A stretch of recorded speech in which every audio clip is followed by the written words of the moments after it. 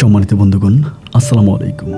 দূরে কাছে দেশে অথবা দেশের বাইরে থেকে প্রিয় বন্ধুরা ঠিক এই মুহূর্তে যেখান থেকে বাস্তব জীবনের গল্প শোনার জন্য আমার সাথে জয়েন করেছেন আমি আপন। আর যে আপন জীবনের গল্পের 1334তম পর্বে আপনাকে প্রতিদিনের মতো স্বাগতম জানাচ্ছি। বন্ধুরা, আজ আমি আপনাকে শোনাবো রংপুরের ভাই মোহাম্মদ ইমাম হোসেনের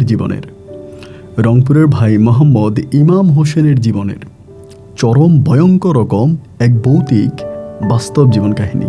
বন্ধুরা, আজকের গল্পের টাইটেল 10 বছর ধরে কবরে লাশ খাচ্ছে এক পিশাচ জিন। 10 বছর ধরে কবরে লাশ খাচ্ছে এক পিশাচ জিন। এই গল্পটা রংপুরের প্রত্যন্ত এলাকার হতদরিদ্র পরিবারের অজপাড়া গায়ের এমনই এক গল্প, খুবই ছোট এক গল্প। তবে আমি আপনাকে নিশ্চিত করে বলতে পারি যে এই গল্প যদি আপনি শোনেন, একলা করে শুনলে আপনি দৌড়ে পালাবেন। চরম ভয়ঙ্কর রকম এক ভৌতিক বাস্তব জীবনের গল্প। সবাইকে অনুরোধ করব শুরু থেকে শেষ পর্যন্ত রংপুরের ভাই ইমাম হোসেনের জীবনের এই বাস্তব গল্পটা যদি সম্ভব হয় তো একা ঘরে বসে বসে শুনবেন এবং গল্প শেষে ইমাম হোসেন ভাইকে আপনার মতো করে একটা মন্তব্য কমেন্ট বক্সে লিখবেন। ধন্যবাদ সবাইকে। সম্মানিত বন্ধুগণ, আসসালামু আলাইকুম। আমার নাম মোহাম্মদ ইমাম হোসেন, আমার বাড়ি রংপুর। বন্ধুরা, আমি আমার জীবনের গল্পটা শুরু করার শুরুতে আপনাদেরকে আমার পরিবারের সম্বন্ধে জানিয়ে রাখি। আমার পরিবারে আমি আছি, আমার বাবা আছে, মা আছে, রয়েছে আমার দাদা দাদি সহ আমার কাকা ফুফি। আমাদের পরিবারে আরও সদস্য রয়েছে আমার ছোট একটা ভাই সহ ছোট একটা বোন। আমরা টোটাল 2 ভাই 1 বোন। আমাদের পরিবারটা রংপুর শহরের অদূরে, রংপুর শহরের থেকে অনেক দূরে কোনো এক অজপাড়া গায়ে এক নিম্ন মধ্যবিত্ত পরিবার। আমার বাবা আমি জন্ম হবার আগে শুনেছিলাম কোথায় নাকি চাকরি করত, এবং সেটা ছিল আমার বাবার সরকারি চাকরি। আমি জন্ম হবার কিছুদিন পরেই বিনা কারণেই, এবং কি কারণে আমার বাবা চাকরি ছেড়ে দেয় এটা আসলে মূলত কেউ বলতে পারে না। আমি জন্ম হবার পরে আমার বাবা চাকরি ছেড়ে দেয়, এবং চাকরি ছেড়ে দিয়ে পরে আমার বাবা বাড়িতেই বসে থাকে। আল্লাহ বিল্লাহ করে, নামাজ কালাম পরে এক অন্যরকম ধর্মীয় জীবনযাপন করতে শুরু করে। এই নিয়ে আমার মা তখন বাবার উপরে খুব ক্ষেপে যায়, মানে বাবার উপরে অনেক রেগে যায়। যে সময়টাতে বাবা 2 হাতে টাকা ইনকাম করার কথা, পরিবার চালানোর কথা, পরিবার নিয়ে চিন্তা করার কথা, সেই সময়টাতে আমার বাবা এমন এক ধর্মীয় ব্যক্তি হয়ে যায় যে আমার আব্বা নামাজ কালাম রোজা এসব ছাড়া কোনো কিছুই বোঝে না। তো পরিবার চলবে কেমন করে? আমার মা প্রতিনিয়ত আব্বার সাথে ঝগড়া করতো, তুমি নামাজ পড়ো ভালো কথা, নামাজ পড়ো, কিন্তু নামাজ শেষে তুমি কাজে বেরিয়ে যাও, তোমার 2টা ছেলে 1টা মেয়ে, এদের পরিবারের কী হবে, এরা চলবে কেমন করে? আমার আব্বা এই নিয়ে কোনো কিছু চিন্তা করতো না। আমাদের খাওয়া দাওয়া, আমরা কীভাবে বাঁচবো না বাঁচবো, এইসব নিয়ে আমার আব্বার কোনো মাথা ব্যথা ছিল না। এমন করতে করতে আস্তে আস্তে করে আমাদের পরিবারে, আমাদের গ্রামে একটা ভিন্ন রকম সমস্যা দেখা দেয়।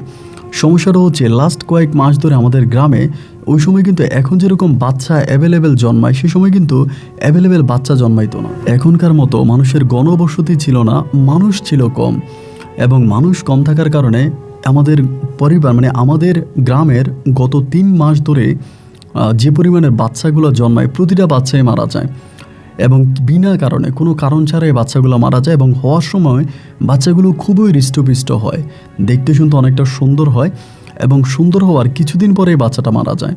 তো বাচ্চার মা বাচ্চা হওয়ার পর থেকে ভয়ানক স্বপ্ন দেখতে থাকে, এবং এরকম স্বপ্ন দেখে যে মানে কোনো একটা পিশাচ বা কোনো একটা জিন এসে তার কোল থেকে তার বাচ্চাকে কেড়ে নিতে চায়। রাতের বেলায় সে বাচ্চাকে রাখার জন্য অনেক চেষ্টা করে, কিন্তু সে রাখতে পারে না। তার কাছ থেকে বাচ্চাকে নিয়ে যাওয়ার জন্য মানে এরকম পিশাচ অনেক চেষ্টা করতেছে বা অনেক চেষ্টা করে। এরকমভাবে 2 দিন 3 দিন এরকম করে স্বপ্ন দেখে, এবং স্বপ্ন দেখার একটা পর্যায়ে হঠাৎ করে বাচ্চাটা মারা যায়। এই ঘটনা শুধু একজনের সাথেই নয়, গ্রামের যতগুলো মহিলা গর্ভবতী হয়েছে, তাদের সন্তান প্রসব হয়েছে, প্রতিটা মহিলাই এরকম ভয়ঙ্কর ভয়ঙ্কর স্বপ্ন দেখে যাচ্ছিল। আমাদের গোটা পরিবারে, আমাদের গোটা গ্রামে তখন সুখের মাতন বইতে শুরু করে। কোনো মহিলা গর্ভবতী হলে সেই গ্রাম ছেড়ে চলে যায়, এবং বাচ্চা 3-4 বছর হওয়ার আগ পর্যন্ত বা বাচ্চা বড় হওয়া পর্যন্ত এই গ্রামের এই মহিলা আসতো না। যে কোনো মহিলা গর্ভবতী হলেই গ্রাম ছেড়ে চলে যায়। এইরকম একটা অবস্থা তখন আমাদের গ্রামে দেখা দেয়, এবং আমাদের গ্রাম নিয়ে তখন আশেপাশের আরও 8-10টা গ্রামের মানুষ বিভিন্ন ধরনের কথাবার্তা বলতে শুরু করে যে কেন এটা হয়, বাচ্চা এই গ্রামে হলে নিশ্চিত মারা যাবে, কোনো কথাই নেই, বাচ্চা এই গ্রামে হওয়া মাত্রই মারা যাবে, এইরকম সমস্যাগুলো দেখা দেয়। এবং বাচ্চা মারা যাওয়ার পরে যেখানে বাচ্চাগুলোকে দাফন করা হতো, যে কবরস্থানে বাচ্চা দাফন করা হতো ভাই, সেই কবরস্থানে সারাটা রাত ভর কুকুর ডাকতো। যেদিন রাতে আমরা বাচ্চা দাফন করতাম বা যেদিনে আমরা বাচ্চা দাফন করতাম, সেদিন সারাটা রাত দেখা যেত কবরস্থানে কুকুর ঘেউ ঘেউ ঘেউ ঘেউ করে ডাকতেই থাকে। আমাদের কাছে মনে হতো যে কুকুর অদৃশ্য কোনো কিছুকে দেখতে পেত এবং সেটাকে দেখা মাত্রই কুকুর সেটাকে তাড়া করে বেড়াতো, এবং এইরকম সারাটা রাত ভর কুকুর এরকম ডাকাডাকি করতো কবরস্থানে। কোনো একটা বাচ্চা মারা গেলে কবরস্থানে কুকুরের ডাকে গ্রামের মানুষ ঘুমোতে পারতো না, এবং এরকমভাবে কুকুর ডাকতো। তো প্রতিটা আমাদের পুরো গ্রামটার ভিতরে তখন একটা আতঙ্ক বিরাজ করতে শুরু করে যে আসলে কি হচ্ছে, কেন বাচ্চা হলেই বাচ্চা মারা যায়, এবং বাচ্চা দাফন করার পরে কেন কুকুর এভাবে ডাকাডাকি করতে থাকে। সবাই মিলে তখন একে একে চিন্তা করে কি করা যায়, এটা থেকে বাঁচার উপায় কি। এই করতে করতে তখন আমরা বিভিন্ন হুজুরকে ডাকতে থাকি। অনেক বড় বড় ধরনের তান্ত্রিক, কবিরাজ, হুজুর একের পর এক আমাদের গ্রামে আসতে থাকে, কিন্তু কোনো হুজুর বা তান্ত্রিক কোনো কিছুই করতে পারে না। তারা চেষ্টা করে কিন্তু তাদের চেষ্টায় ব্যর্থ হয়। এই গ্রামে বাচ্চা হলেই বাচ্চা মারা যায়, এবং মারা যাওয়ার পরে কবরস্থানে ভয়ঙ্কর আকৃতির কুকুরের ডাক, রাতভর কুকুর ডেকে বেড়ায়। এরকম করতে করতে একটা পর্যায়ে সবাই তখন টেনশনে পড়ে গেল যে কি করা যায়। এমন করতে করতে একদিন আমাদের এলাকায় যিনি মোড়ল ছিল, আমাদের এলাকার যিনি সর্দার ছিল, তিনি তখন বলল যে আমাদের রংপুর থেকে অনেক দূরে নীলফামারীর ওখানে, রংপুরের মধ্যে নীলফামারীর ওখানে একজন ভালো মানের কবিরাজ আছে। কবিরাজ বলতে ওনাকে সবাই বলে যে সাদা পীর, ওনার দাড়ি চুল সব কিছু সাদা এবং ভয়ঙ্কর আকৃতির ওনার চেহারা। বলো ওনাকে যদি আনা হয় তাহলেই হয়তো আমরা এই বিপদ থেকে রক্ষা পাবো, আমরা ওনাকে নিয়ে আসি।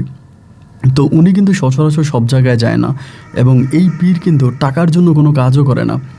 আপনি টাকা দিলে কাজ করবে, বিষয়টা এরকম না। কিন্তু ওনার যদি ভালো লাগে তবেই তিনি কাজটা করবে, ভালো না লাগলে কাজ করবে না। একটা সময় দেখা গেল যে আমাদের গ্রামের প্রায় 8-10 জন মানুষ মিলে ওই সাদা পীর কবিরাজের বাড়িতে গেল, এবং সাদা পীর কবিরাজের বাড়িতে গিয়ে ওনাকে জানালো যে এমন এমন ঘটনা, আমাদের গ্রামে তো কোনো বাচ্চা হয় না, আমাদের গ্রামে কোনো বাচ্চা হইলে বাঁচে না, এবং যেদিন বাচ্চাকে আমরা দাফন করি সেই সারাটা রাত কুকুর ওই কবরস্থানে মনে হয় পাগলের মতো ঘুরে বেড়ায়।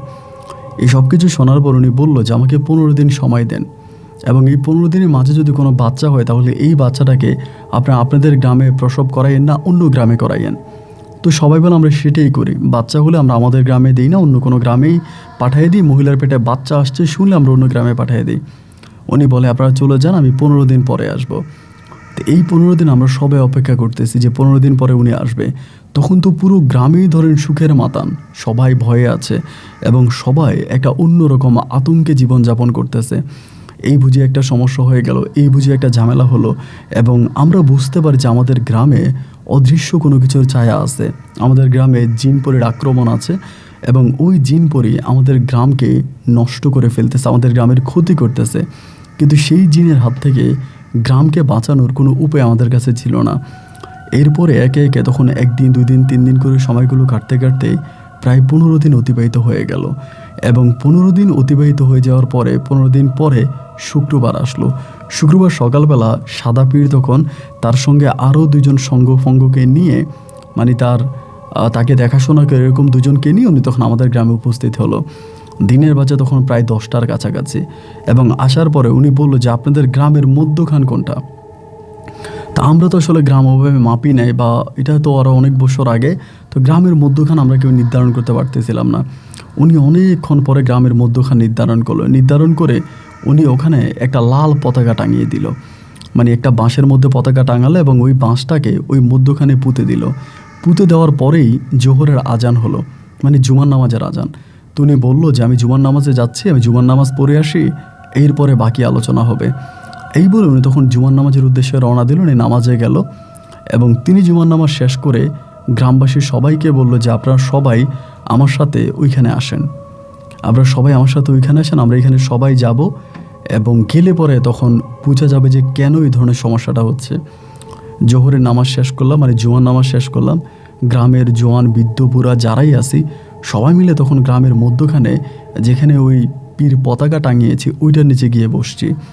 এবং বসার পরে তিনি একটা দোয়া সবাইকে পড়তে বলল। সবাই তখন ওই দোয়াটা পড়তেছে, দোয়াটা পড়তেছে পড়তেছে পড়তেছে। এরপরে উনি বলল যে লাস্ট কবে এখানে বাচ্চা মারা গেছে, লাস্ট কবে? তো বললো যে লাস্ট এত মাস পর একটা বাচ্চা মারা গেছে। তারপরে একজনকে বললো যে ঠিক আছে, তাহলে আমরা চলেন কবরস্থানে ওই বাচ্চাটা কবরে আছে কিনা এটা দেখব। তো সবাই বললো যে মারা গেছে প্রায় 5-6 মাস হয়ে গেছে, তো এই সময় পর্যন্ত তো লাশ পচে যাওয়ার কথা। উনি বলে লাশ না হয়ে পচে যাবে, কিন্তু লাশের যে কাপড়ের কাপড় আছে এইটা তো থাকবে, লাশের হাড্ডি তো থাকবে, তাই না? তো বলে বাচ্চা খুব কম বয়সে মারা গেছে। তো বলে যাই হোক, যে বয়সে মারা যাক, চলেন আমরা কবরস্থানে যাই। এরপরে সবাইকে নিয়ে ওই সাদা পীর তখন কবরস্থানের উদ্দেশ্যে হাঁটতে শুরু করলো। একটা পর্যায়ে কবরস্থানে গেল এবং যাওয়ার পরে সেই কবরটাকে ঘুরতে শুরু করলো। ছোট বাচ্চার কবর, ধরেন 5-7 দিন হয়েছে, বাচ্চা হয়েছে, মারা গেছে, এরকম বাচ্চার কবর। তখন কবর খোঁড়ার পরে কবরের ভিতরে কোনো কিছু পাওয়া যায়নি, কবরের ভিতরে কোনো কিছুই পাওয়া যায়নি, মানে কবরের ভিতরে কিছুই নেই। উনি তখন বলল যে কবরের ভিতরে কিছু পাচ্ছেন না? বলে না, কবরের ভিতর তো কোনো কিছু পাওয়া যাচ্ছে না। এবং যেই সাদা কাপড়, মানে সাদা যে কাপড়ের কাপড় পেঁচিয়ে বাচ্চাটাকে দাফন করা হয়, ওই সাদা কাপড়ের কাপড়টাও নাই। উনি তখন বলে যে ঠিক আছে, বুঝে গেছে, আপনারা আসেন। তখন সবাই মিলে আবারও আসলো। ওখানে আসার পর উনি তখন সবাইকে বলল, আপনাদের গ্রামে একটা ভয়ঙ্কর পিশাচ জিন আছে এবং এই জিনটা ছোট বাচ্চার মাংস অনেক পছন্দ করে, ছোট বাচ্চাদের মাংস অনেক পছন্দ করে, যার কারণে বাচ্চাটা হওয়ার পরেই বিভিন্নভাবে বাচ্চাটাকে ভয় দেখিয়ে বাচ্চাটাকে ওই জিনটা মেরে ফেলে। এবং মেরে ফেলার পরে ওই বাচ্চাটাকে যখন দাফন করা হয়, এই পিশাচ জিন তখন ওই মৃত বাচ্চার মাংস খায়। সে মজা করে মৃত বাচ্চার মাংস খায়, এই জন্যই সে এটা করে। সবাই তখন আটকে উঠলো, ভয় পেয়ে গেল যে এটা কি বলেন আপনি? বলে হ্যাঁ, এটাই ঘটতেছে এবং এটা থেকে গ্রামকে রক্ষা করা অনেক সহজ ব্যাপার হবে না। এটা থেকে গ্রামকে রক্ষা করতে হলে আপনাদেরকে অনেক নিয়ম নীতি মানতে হবে। তো সবাই তখন বললো যে কেমন নিয়ম নীতি? বললো যে ঠিক আছে, আমি আজকে তাবিজ দিয়ে যাচ্ছি, গ্রামের 4 কোণায় 4টা তাবিজ এবং স্পেশালি কবরস্থানের 4 কোণায় 4টা তাবিজ দিয়ে যাচ্ছি। কিন্তু এখানে একটা বিষয় আমি সবাইকে বলে রাখি, যদি রাতের বেলায় কারো ঘরের দরজায় গিয়ে, ধরেন আপনার পাশের ঘরের মানুষও আপনাকে ডাকতেছে, আপনি দরজা খুলবেন না। রাতের বেলায় আপনাদের বাইরে যত শব্দ হোক, যত সাউন্ড হোক, যতই কিছু হোক, বিশেষ করে রাত 1টার পরে, রাত 1টা থেকে 3টা পর্যন্ত, এই সময়টাতে আপনারা কেউই ঘরের দরজা খুলবেন না। এতে বাইরে যদি কেউ মরেও যায়, আপনারা তাতেও দরজা খুলবেন না। সবাই তখন বললো যে ঠিক আছে পীর সাহেব, আমরা তাহলে এটাই করব, রাতের বেলায় বাইরে যাই হোক, যেটাই হোক, আমরা রাতের বেলায় দরজা খুলব না। তখন সবাই পীরকে বললো যে পীরের কথা মতো ওই রাতের বেলায় উনি গ্রামে এবং যে কবরস্থানটা ছিল, কবরস্থানের চারপাশে উনি তখন তাবিজ পুঁতে দিয়ে উনি চলে গেল। এবং উনি চলে যাওয়ার পরে ঘটলো এক মারাত্মক ঘটনা। সেই রাত থেকে শুরু হলো কি, সেই রাত থেকে ছোট বাচ্চারা ঘরের দরজায় এসে কান্না করে, ছোট বাচ্চারা ঘরের দরজায় এসে কান্না করে এবং বিকট শব্দ করে কান্না করে। এবং এইরকম সারাটা রাত প্রতিটা দরজার সামনে এরকম বাচ্চারা কান্না করছে। দিনের বেলায় গ্রামের সবাই মিলে তখন একসাথে বসি এবং বসার পরে সবাই তখন আলোচনা করে কি করা যায়। সবাই মিলে আলোচনা করতেছে এবং সবার মনে তখন একটাই প্রশ্ন, যে রাতের বেলায় ছোট বাচ্চা কোত্থেকে আসে এবং ঘরের দরজার সামনে কাঁদে কেন? তো এইরকম করে তখন 1 দিন 2 দিন 3 দিন 4 দিন করে সময়গুলো কাটতেছে, কিন্তু প্রতিটা দিন এরকম করে বাচ্চা কান্নাকাটি করে, এই করতে করতে এক মহিলা, সে কী করছে, তার বাচ্চা মারা গেছে, সে তো বাচ্চার জন্য অনেক ইমোশনাল কান্নাকাটি করে। ওই মহিলার বাচ্চা একটু বড় অবস্থায় মারা গেছে, মা বলে ডাকতে পারতো। ওই বাচ্চাটা সেই মা বলে ডাকা শুরু করলো ঘরের দরজার সামনে এসে। মহিলা অনেকটা আবেগ আপ্লুত হয়ে মহিলা তখন দরজা খুলে ফেলে। এবং মহিলা যেদিন দরজা খুলে ফেলার পরে ওই মহিলাকে আর পাওয়া যায় না। মহিলা দরজা খুলে বাচ্চার শব্দ শুনে বেরিয়ে যায় এবং এরপর থেকে এই মহিলাকে আর খুঁজে পাওয়া যায় না। পুরা গ্রামগঞ্জে এখানে সেখানে অনেক জায়গায় মহিলাকে খোঁজা হয়, কিন্তু মহিলাকে আর পাওয়া যায় না। ইতিপূর্বে আমরা তখন ওই সাদা পীরের কাছে আবারও খবর পাঠিয়ে দিলাম, যে এমন ঘটনা, আমাদের গ্রামের এক মহিলা হঠাৎ করে ঘর থেকে বের হয়েছে, এরপরে এই মহিলাকে আর পাওয়া যাচ্ছে না। সবাই তো তখন আতঙ্কের মধ্যে পড়ে গেল যে মহিলা কোথায় গেল, হঠাৎ করে মহিলাকে পাওয়া যাচ্ছে না, মহিলা গেল কোথায়? সবাই তখন একটা ভয়ভীতির মধ্যে কাটাতে শুরু করে। এবার পীরকে বললো, এভাবে তো হতে পারে না, আপনি এটার অন্য কোনো একটা বিধি ব্যবস্থা করেন। উনি বলল, আমি বিধি ব্যবস্থা করার জন্য একটু সময় নিচ্ছি এবং এই সময়টা পর্যন্ত আপনাদের গ্রামে যা কিছু ঘটে, যেটাই ঘটে, এটা আপনাদেরকে মেনে নিতে হবে। তা আমরা বললাম যে মহিলা হারাই গেল, মহিলা চলে গেল, মহিলা কোথায়? বলে মহিলা একদিন না একদিন গ্রামে ফিরে আসবে। মহিলা যেখানেই যে গেছে বা মহিলাকে যেখানেই নিয়ে যাওয়া হয়েছে, মহিলা একদিন না একদিন গ্রামে ফিরে আসবে। এটা নিয়ে আপনাদের চিন্তা করার কোনো প্রয়োজন নাই। আপনারা নিজেরা নিজেদের মতো করে থাকেন এবং একটা সময় সব কিছু ঠিক হয়ে যাবে। কিন্তু সাদাবীর আমাদের গ্রামে আর আসতেছে না, বা সাদাবীর আমাদেরকে শুধুমাত্র ওনার ওখানে গেলে, নীলফামারীতে গেলে উনি বলে দিতেছে যে এটা করেন ওইটা করেন, শুধু আমাদেরকে এগুলোই বলে। এরপরে আমরা আবার সবাই গ্রামে চলে আসলাম এবং গ্রামে আসার পরেই গ্রামে আতঙ্ক। মানে গ্রামের আমরা যদি নীলফামারী থেকে গ্রামে আসছি তখন রাত্র প্রায় আনুমানিক 1টার মতো বেঁচে গেছে। আমরা আর গ্রামের মধ্যে ঢুকি নাই, আমরা পাশের গ্রামে রাত কাটিয়েছি এবং পরের দিন সকালবেলা আমরা গ্রামে আসছি। তখন আমিও মোটামুটি প্রায় অনেকটাই বড়, আমি সব কিছু বুঝি এবং আমিও তখন এই জিনিসগুলোর সম্মুখীন হচ্ছি, সবার সাথে আলোচনা করতেছি, কথাবার্তা বলতেছি কী করা যায়। এবং এরকম করে অনেকগুলো দিন কেটে গেল এবং অনেকগুলো দিনের মাঝে আরও অনেক ঘটনা আছে। রাতের বেলা এরকমও হইতো যে ধরেন আপনি আপনার বউকে নিয়ে শুয়ে আছেন, শুনতেছেন যে হঠাৎ করে আপনার বউ ঘরের দরজা এসে আপনাকে ডাকতেছে। মানে এরকম যে আপনি আপনার বউকে নিয়ে শুয়ে আছেন, আপনার বউ ঘরের দরজা এসে আপনাকে ডাকতেছে, আপনি দেখলেন যে আপনার বউ আপনার সাথে নাই, এবং আপনি তখন চিৎকার দিলেন, চিৎকার দেওয়ার পর হঠাৎ দেখলেন যে বউ আপনার সাথে শুয়ে আছে। এইরকম অনেক ঘটনা আমাদের গ্রামে ঘটছে। পরে আমরা দিনের বেলায় জানতে পারি যে এই ঘটনা। এবং এরকম হয় যে মা পাশের রুমে শুয়ে আছে, উনি ঘরের দরজা এসে ডাকতেছে। তো হুজুরের কথা হচ্ছে যে কোনোভাবেই কেউ দরজা খুলবেন না, আপনাদেরকে যতই বিরক্ত করুক যাই করুক কেউই দরজা খুলবেন না। এরকম করে বেশ কয়েকটা দিন কেটে যাওয়ার পর উনি একদিন আসছে আমাদের গ্রামে আবারও, এসে বলল যে আপনারা মোটামুটি মিডিয়াম সাইজের, একদম বড়ও না ছোটও না, মিডিয়াম সাইজের 3টা গরু ব্যবস্থা করেন এবং এই 3টা গরুর কালার হতে হবে একেবারে কালো। গরুর কালারের মধ্যে অন্য কোনো রং থাকতে পারবে না, সম্পূর্ণ কালো বর্ণের 3টা গরু আপনারা ব্যবস্থা করেন। এই বলার পর আমাদের গ্রামবাসী তখন আমরা গরু ম্যানেজ করতে শুরু করলাম। আমরা 3টা গরু অনেক খুঁজে মেজে আমরা 3টা গরু তখন ব্যবস্থা করছি। গরুগুলো ব্যবস্থা করার পরে আমাদের গ্রামের মধ্যখানে একটা 4 রাস্তার মোড় আছে, এরকম করে 4 রাস্তার মোড় আছে। উনি তখন করলো কি, রাতের বেলায় গরুগুলোকে জবাই দিল। আনুমানিক 9টা কি 10টা বাজে সাদাবীর গরুগুলোকে জবাই দিল এবং জবাই দেওয়ার পরে উনি তখন করলো কি, এই গরুর এই 4টা গরুকে ওই 4 রাস্তার মোড়ে রেখে দিয়ে চলে আসছে। গরুগুলোকে 4 রাস্তার মোড়ে রেখে দিয়ে চলে আসছে এবং সেদিন উনি আমাদের গ্রামে ছিল। তো আমাদের গ্রামে ছিল, ওই দিন রাতে কোনো সমস্যা হয়নি, কেউ আমাদেরকে ঘরের দরজায় ডাকেও নি, কোনো বাচ্চার সাউন্ডও আমরা পাইনি, কোনো সমস্যাই ছিল না। সকালবেলা আমরা ফজর আজানের পরে যখন ওই গরুগুলো দেখতে যাই, গরু তো দূরের কথা, সে জায়গায় যে রক্তগুলো পড়লো এই রক্তগুলোও নাই। আপনার মাটিতে রক্ত পড়লে তো একটা দাগ পড়ে যায়, একটা লাল দাগ পড়ে যায়, কিন্তু সকালবেলা গিয়ে দেখা গেল যে মাটির মধ্যে ওই দাগটাও নাই, কিন্তু 4টা গরু নিয়ে চলে গেছে। তো পীর সাহেব তখন বললো যে আপনারা তো গরু দেখতে পেলেন না, গরু তো নিয়ে গেছে, তো যাই হোক আপনাদের কিন্তু এখনও রক্ষা হয়নি, আপনারা কিন্তু এখনও রক্ষা পান নাই। এবং আমি 4টা গরু জবাই দিয়ে আমি জাস্ট আপনাদেরকে বুঝিয়ে গেলাম যে আমি যতটুকু পেরেছি আমার জায়গা এখানেই শেষ, আমি আর কিছু করতে পারবো না। আপাতত এটা বন্ধ হয়েছে, কিন্তু এটা বন্ধ আর হবে না, এটা একেবারে সম্পূর্ণভাবে বন্ধ হবে না। এবং আমি আপনাদেরকে সিউরিটি দিয়ে বলতে পারি না যে এই গ্রামে কোনো বাচ্চা হলে বেঁচে থাকবে, অথবা আপনাদের গ্রামে যে সমস্যাগুলো দেখা দিচ্ছি এগুলো থেকে মোটামুটি সমাধান আপনারা পাবেন। তবে আমার কাছে আনুমানিক আমি একটা ধারণা দিয়ে বলি যে এরকম হয়তো বা আর হবে না। এই কথা বলে সাদাবীর চলে গেল। সাদাবীর চলে যাওয়ার পরে এর কয়েক মাস পরেই আমার এক দুঃসম্পর্কের ভাবি আমাদের গ্রামেই উনি বেবি কনসেপ্ট করবে। তো সবাই তখন ওনারে বলতেছে যে বাচ্চা এই গ্রামে না নেওয়ার জন্য। উনি বলে উনি ওই গ্রামে বাচ্চা নেবে না।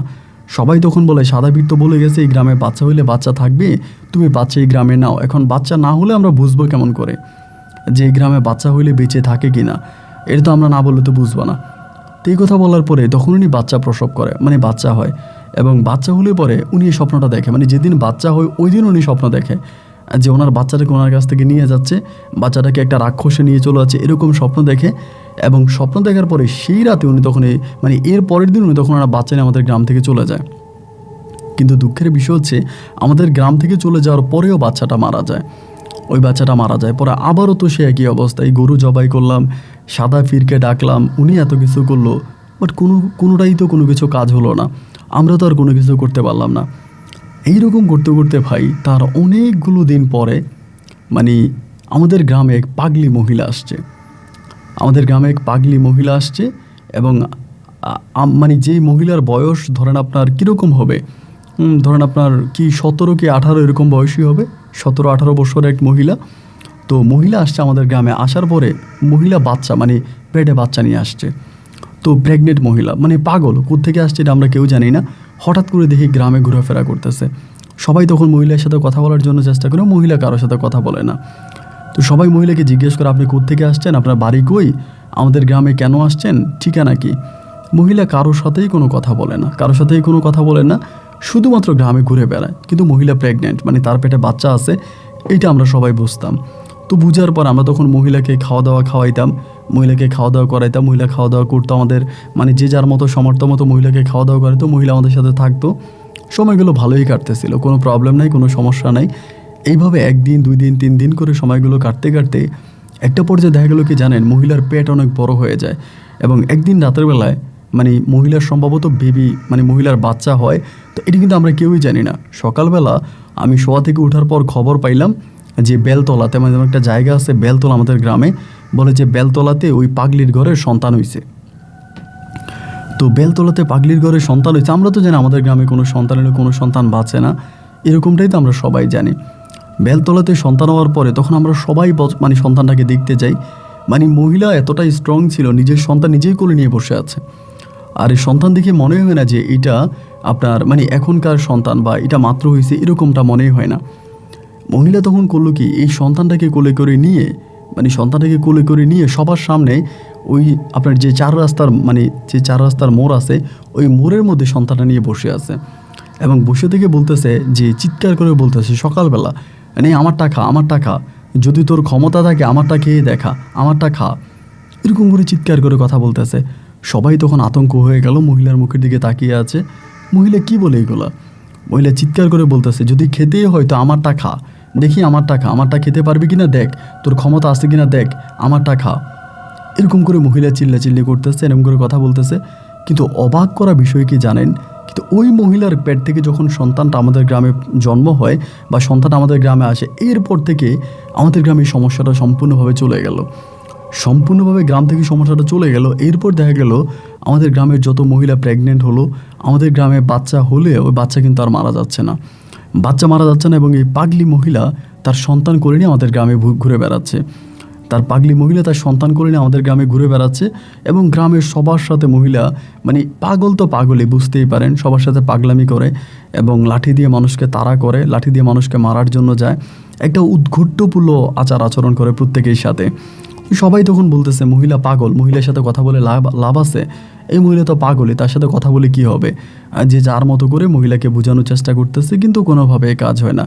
আর মহিলার কোলে যে সন্তানটা আছে এটা কিন্তু আস্তে আস্তে করে বড় হচ্ছে।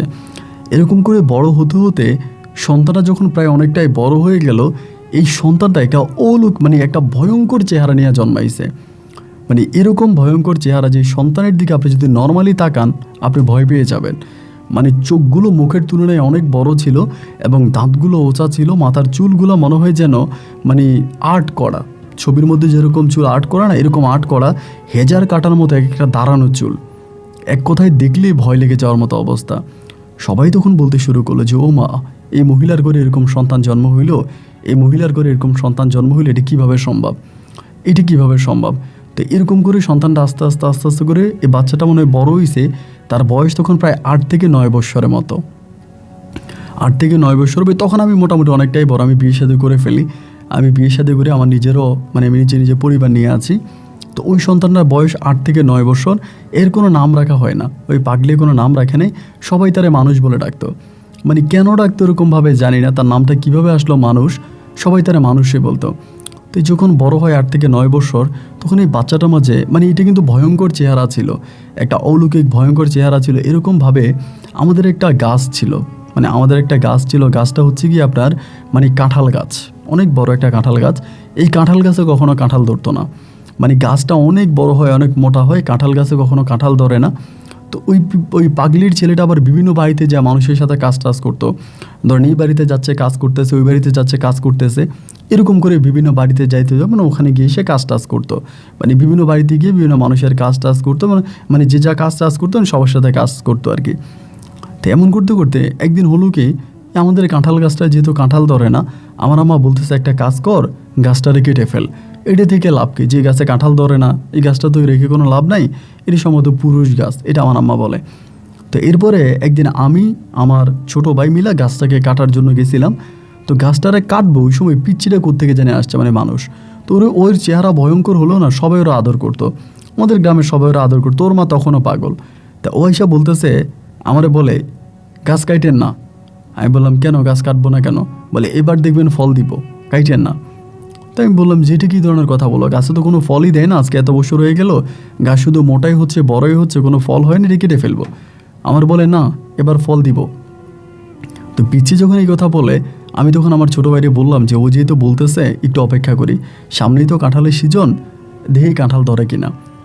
অবাক বিষয় কি জানেন ভাই, এরপরে মানে আমাদের যখন কাঁঠালের সিজন আসে, এই গাছটার মধ্যে এত পরিমাণের কাঁঠাল ধরে, মানে এত পরিমাণের কাঁঠাল আমি আপনাকে বলে বোঝাতে পারবো না। মানে এক একটা কাঁঠাল এত মিষ্টি, এত বড় হয়। আমি তখন এই ঘটনা আমাদের পুরো গ্রামবাসীকে জানাই দিলাম। গ্রামের যারা আছে আমি সবাইকে বললাম যে ওই মহিলার নাম ছিল শানু। তো বললাম যে শানু পাগলির ছেলে এরকমভাবে হচ্ছে মানুষ, ও বলতেছে যে মানে এরকম এরকম ঘটনা সবাইকে জানাইলাম। সবাই তো ঘটনা শোনার পরে মানে হয়ে গেল, অবাক হয়ে গেল যে কীভাবে সম্ভব। এরপরে দেখা যায়, মানে এই ঘটনার কিছুদিন পরে দেখা যায় যে সবাই এই ছেলের উপাসনা করতে শুরু করছে। ও ছেলে ছোট, 8 থেকে 9 বছর বা 10 বছর বয়স হবে, বুঝতেই পারছেন ছোট। এখন দেখা যায় যে কারো গরুতে দুধ দেয় না, এই ছেলের আইনে বলে পানি পরা দে, মানে ছেলেরা বলে তো আঙ্গুল ভিজিয়ে দেয় পানির মধ্যে। তা পানির মধ্যে আঙ্গুল ভিজিয়ে দিত, এবং সেটা যদি গরুকে খাওয়াই দেওয়া হতো কোনো না কোনোভাবে, তাহলে নাকি গরু দুধ দিত। অনেক সময় দেখা যায় যে আপনার ফসল হতো না, এই মাঠে ফসল হয় না, মাঠে কোনোভাবেই ফসল হয় না, যতই চেষ্টা করা হোক মাঠে ফসল হয় না। তখন এই পিচ্চির কাছে আঙ্গুল ভিজানো পানি নিয়ে যদি ওই মাঠে দেওয়া হতো, তাহলে মাঠের ফসল ধরতো, মানে মাঠের মধ্যে ফসল হতো। এরকম করতে করতে ওই পিচ্ছি তখন করলো কি, মানে আমাদের পুরো গ্রামের যত মানুষ আছে সবার মন জয় করে নিল, এবং সবাই বলতেছে যে এটা নর্মাল কোনো ছেলে না। এবং একটা পর্যায়ে আমাদের গ্রামের কিছু সম্প্রদায়ের মানুষ আছে যারা সবসময় সুবিধাবাদী, ওই কিছু মানুষজন মিলে তখন করলো কি, এই বাচ্চাটারে তখন একটা জায়গার মধ্যে বসায় দিল, লাল কাপড় পিন্দাইয়া, লাল কাপড় পরাইয়া বসায় দিল। বসাইয়া বলতেছে যে ওর মাঝে অলৌকিক ক্ষমতা আছে, ওর মাঝে অলৌকিক ক্ষমতা আছে, এবং ওই পারবে, মানে ওই এটা করতে পারবে। এরকমভাবে সবাই তখন এই বাচ্চাটার কাছ থেকে পানি পড়া, তাবিজ পড়া, এইটা ওইটা সব কিছু নিত, এবং বাচ্চাও দিত। এবং দিতে দিতে সবাই টাকা দিত, কিন্তু এই টাকা বাচ্চাও নিত না, বাচ্চার মাও নিত না। আমাদের আশেপাশের গ্রামের যারা দুষ্ট প্রকৃতির লোক আছে তারা টাকাগুলো নিয়ে যাইতো, এবং মানে অনেক টাকা এরকম হইতো যে মানে বলতো যে পানি পড়া নিতে হলে টাকা লাগবে। তো তারা কী করতো, এরকমভাবে টাকা নিয়ে চলে যেত। মানে টাকা না দিলে কোনো পানি পড়া দেওয়া হতো না, বা কাউরে কোনো চিকিৎসা দেওয়া হতো না। টাকা দিলে চিকিৎসা দেওয়া হবে, মানে ও পানি পড়া দিবে, ভালো হয়ে যাবে। এবং সব রোগ এরকমও হয় যে কোনো মহিলার পেটে বাচ্চা হয় না, বিয়ে হয়ে গেছে 9 বছর 10 বছর, কোনো বাচ্চা কাচ্চা হয় না, যদি পিচ্ছির আঙুল চুবানো পানি খাওয়ানো হয় তাহলে নাকি বাচ্চা হয়ে যেত। এইরকম অলৌকিক ঘটনাগুলো তখন আমাদের গ্রামে ঘটতে থাকে। এই করতে করতে ওই শানু পাগলি মহিলা এই জিনিসটা তখন দেখতো, এবং দেখতে দেখতে দেখতে দেখতে একদিন হলো কি, মানে বাচ্চা তো বসেই থাকতো, ওরা বসায় রাখতো, বাচ্চা বসে থাকতো, কারণ বাচ্চারা খাবার দিত, এইটা ওইটা, ছোটো ছেলে তো ও তো বুঝতো না, যা খাবার দিত ওই তা খাবার খাইতো, ওখানে বসে থাকতো। একদিন হঠাৎ করে মহিলা করলো কি, একটা লাঠি নিয়ে আসলো, কোত্থেকে যেন একটা লাঠি নিয়ে আসছে, এবং লাঠি নিয়ে এসা এই মানে ওই মাজারের মধ্যে ঢুকে, মাজারের মতোই করে ওরা এটা করে, ওইখানে ঢুকে বাচ্চারে পিটাইতে শুরু করে, পাতারিকভাবে পিটাইতে শুরু করে। বাচ্চা তখন ওইটা দৌড় দেয়, বাচ্চা ওইটা দৌড় দিতেছে, মহিলা বাচ্চারা পিটাইতে আছে, এবং এরকম করতে করতে সবাই মহিলার দৌড়তে আছে যে আরে বাচ্চারা মাইরেন না, এই বাচ্চা পীর বা বাচ্চা মানে বাচ্চার মাঝে অলৌকিক ক্ষমতা আছে, বাচ্চারা মাইরে না, সবাই এটা বলতেছে। কিন্তু মহিলা কারো কোনো কথাই শোনে না, কারো কোনো কথা না শুনে মহিলা তখন করলে কি, বাচ্চাটাকে পিটাইতে আছে, বাচ্চা তখন দৌড়াইতে আছে। এরকম করে দৌড়াইতে দৌড়াইতে একটা পর্যায়ে বাচ্চা আমাদের গ্রাম থেকে বেরিয়ে গেছে, আমাদের গ্রাম থেকে বাচ্চাও বেরিয়ে গেছে, এবং ওই মহিলাও বাচ্চাকে পিটাইতে পিটাইতে আমাদের গ্রাম থেকে বেরিয়ে গেল। তো আমরা ভাবলাম যেরকম তো হয় মাঝে মাঝে, তারা পাশের গ্রামে চলে যায়, মহিলা এরকম পাশের গ্রামে যায়, এরপর আবার আমাদের গ্রামে ফিরে আসে। কিন্তু অবাক করা বিষয় হলো কি ভাই জানেন, এবার যখন মহিলা আমাদের এই গ্রাম থেকে গেল, এরপরে মহিলার আমাদের গ্রামে ফিরে আসলো না, এবং মহিলার যে ছেলেকে সে দৌড়াইতে দৌড়াইতে গ্রাম ছাড়া করলো, গ্রাম থেকে বিদায় করলো, ওই বাচ্চাকে নিয়েও মহিলার আমাদের গ্রামে আসলো না, ছেলেকে নিয়ে। তো যেহেতু একদিন এক রাত পেরিয়ে গেল, সবার মনে তখন মানে চিন্তা ঢুকে গেল যে কী ব্যাপার, মহিলা আসলো না কেন, তার বাচ্চারা নিয়ে আমাদের গ্রামে কেন আসলো না, তাহলে মহিলা কোথায় গেছে। মহিলা কোন জায়গায় গেছে, মহিলা আসে নাই কেন, সবাই এটা নিয়ে তখন চিন্তা করতেছে এবং মহিলাকে আশেপাশের গ্রামগুলোতে খোঁজা শুরু করলো যে কোনো গ্রামে আছে কিনা বা কোনো গ্রামে লুকে আছে কিনা। এরকম আশেপাশে গ্রামে খোঁজাখুঁজি করতেছে, কিন্তু কোনো গ্রামেই মহিলাকে আর খুঁজে পাওয়া যাচ্ছে না। আশেপাশে 8-10টা গ্রামে খবর নেওয়া হলো, এই মহিলা কোনো গ্রামেই নেই। মুহূর্তের মধ্যে মহিলা আমাদের গ্রাম থেকে উধাও হয়ে গেছে। সবাই তখন ভাবলো যে মহিলা চলে গেল কেন, এবং একে একে একজন আরেকজনকে কানাঘেঁষা করতেছে যে মহিলার ছেলেকে দিয়ে ব্যবসা করা হতো, এটা সম্ভবত মহিলা মানতে পারে নাই।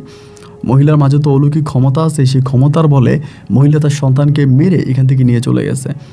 যাই হোক, মহিলা চলে গেল, এরপর আমি আমার মতো করে সংসার করতেছি, আমাদের সংসার জীবন আগের মতো করে ঘুরতেছে। এরকম করতে করতে আমার বড় ছেলেটা, মানে আমার ছেলে হয় আমার বড় ছেলেটা একদিন করে কি, বাড়ি থেকে আসার সময় আপনার প্রায় জোহরের নামাজের পরেও স্কুল থেকে আসে, স্কুলে পড়াশোনা করতে ওইখান থেকে আসছে, এসে ওর মারে বলতেছে যে আম্মা আমার মাথা ব্যথা করতেছে, আমার মাথাটা প্রচণ্ড ব্যথা করে, আমার মাথাটা একটু টিপে দাও।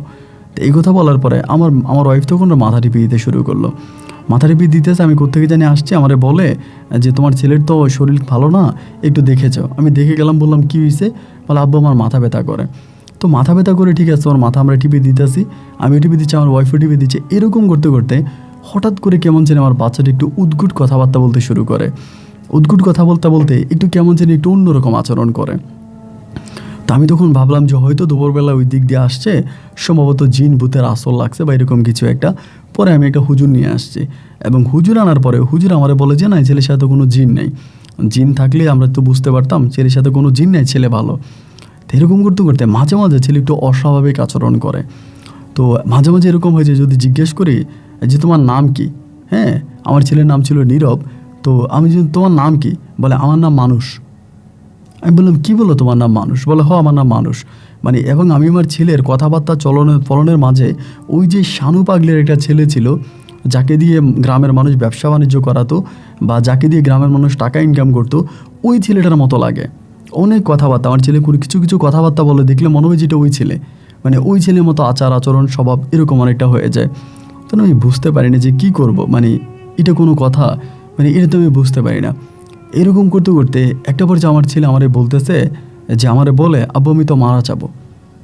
মানে হঠাৎ করে ভাই আমার ছেলেটা এরকম হয়ে গেল। আমি বললাম যে তুমি মারা যাবা, এটা কেন বাবা, তুমি কেন বলতেছ?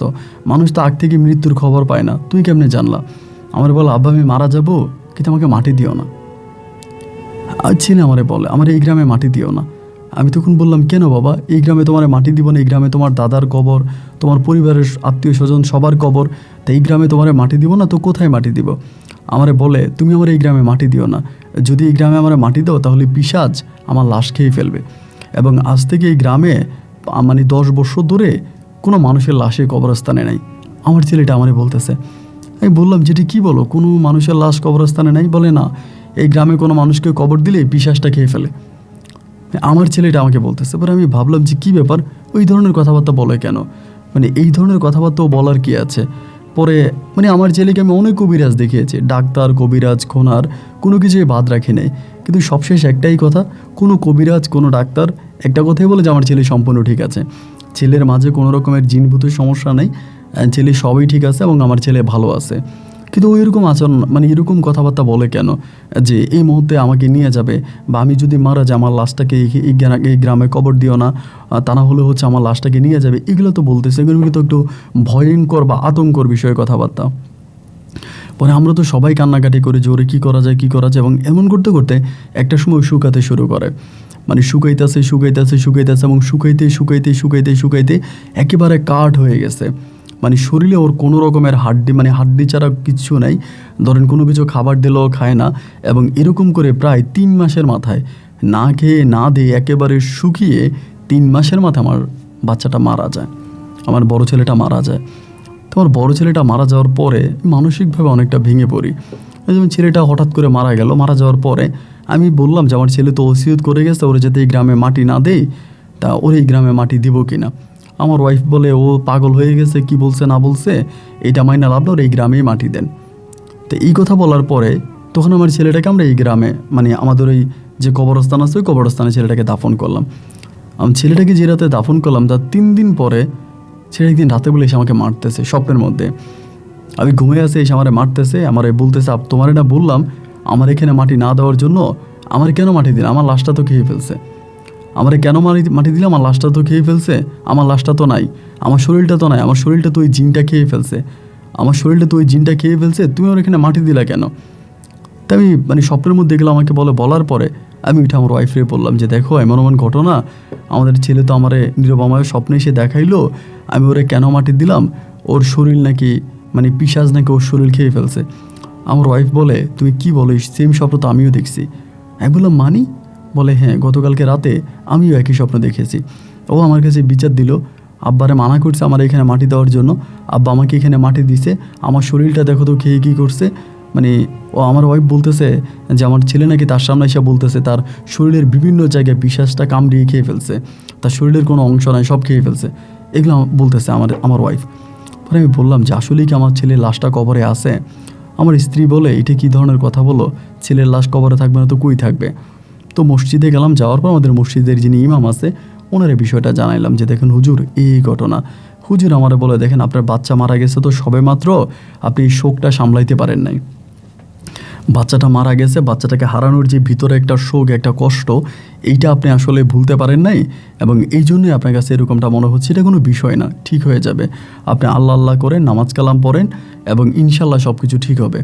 আমি তখন বললাম যে কীভাবে ঠিক হবে, আমার বাচ্চাটি এভাবে মানে হলো। তারপর ওই প্রতি রাত আমার স্বপ্নে দেখাইতো আমি কিন্তু নাই, আমি কিন্তু কবরে নাই, আমারে কিন্তু খেয়ে ফেলছে, আমি কিন্তু নাই, আমারে কিন্তু খেয়ে ফেলছে, এরকম করে আমাকে স্বপ্নে দেখাইতো।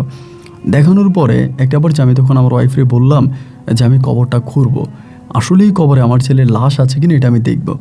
গ্রামের সবাই মানে আমার ওয়াইফ তখন আমার বলতেছে এটি কী বলেন আপনি, এটা কোনোদিনও সম্ভব? এই আপনি আজকে এত মাস পরে সন্তানের কবর খুলবেন, তারপরে তো পচা গন্ধে মরে যাবেন, তো লাশ পচে গেছে। আমি বললাম লাশ পচে যাক আর যাই হোক, আমি কবর খুঁড়বো এবং কবর খুঁড়ে দেখবো যে আসলেই আমার সন্তানের লাশ কবরে আছে কিনা।